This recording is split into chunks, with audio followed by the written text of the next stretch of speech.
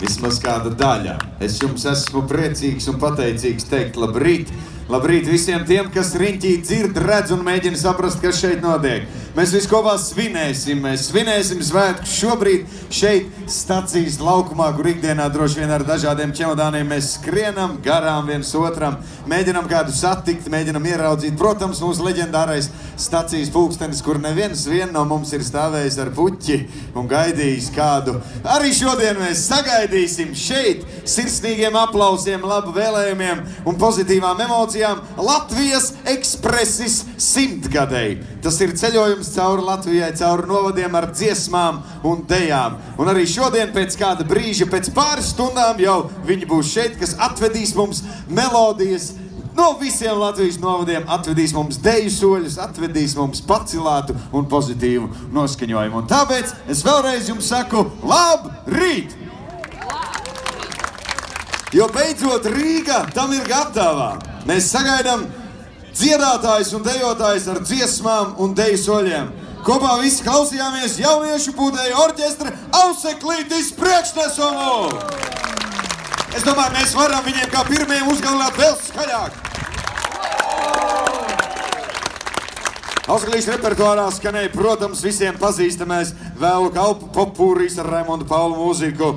Protams, piecīt ar jūras neizbēgam. Es redzēju, ka ne tikai latviski runājos cilvēki dziedāja līdz, pārējie dancoja un tēloja, ka visu saprot. Tas jau ir svarīgi. Par to aplausu arī viņiem. Un, protams, bija arī vāciskais Johann Strauss Radecka maršs. Es pareizi sapratu, vai ne? Jūs man neļausiet samalot. Tā bija, vai ne?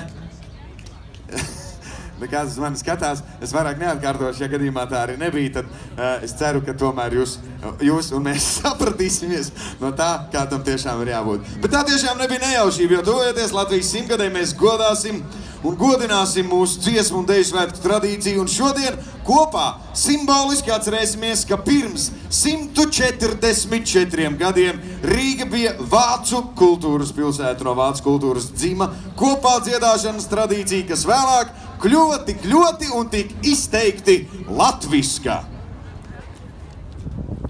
Un tieši dzelzceļa sliedes un vilcienu vagoni bija kā simbolisks tilts, kas uz pirmajiem un arī uz vēlākajiem dziedāšanas svētkiem ieveda latvisko dziedāšanas tradīciju tolaik tik švītiskajā Rīgā. Lai šodien notiek tāpat, lai Latvijas mežu svaigais gaiss un Daugavas viļņi nes mums prieku, kāds rodams tikai tad, kad mēs dziedam un dejojam kopā mūsu tautas deju rakstus. Es gribētu, lai jūs aplaudējat. Paldies, patīkami, patīkami. Nu ko? Tumša Taiglīte. Jāņa Ērgļa horeogrāfija, tautas mūzika Gunāra Igauņa apdarē.